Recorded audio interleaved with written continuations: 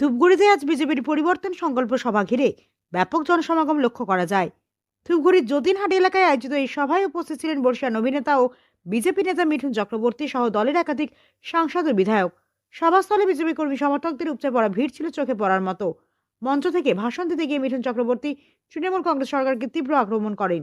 তিনি বলেন, বাংলায় পরিবর্তন আনা জরুরি এবং আসন্ন বিধানসভা ভোটের আগেই মানুষকে সঠিক সিদ্ধান্ত নিতে হবে। ভাষণে তিনি জাতিগত রাজনীতি, সীমান্ত সমস্যা ও বাংলাদেশ ইস্যু তুলে ধরে রাজ্য সরকারের সমালোচনা করেন। পাশাপাশি কেন্দ্র সরকারের বিভিন্ন উন্নয়নমূলক প্রকল্পের কথাও তুলে ধরেন তিনি।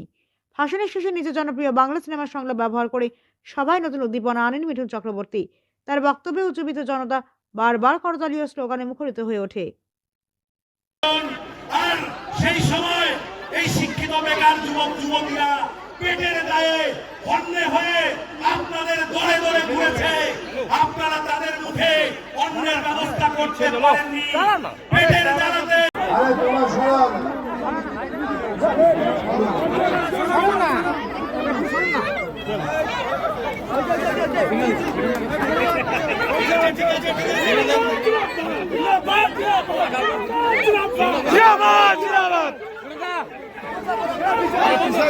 উপযুক্ত চাকরি প্রার্থীরা দিনের পর দিন রাস্তায় নেমে শুধুমাত্র নিজের অধিকারের দাবিতে আন্দোলন করছে।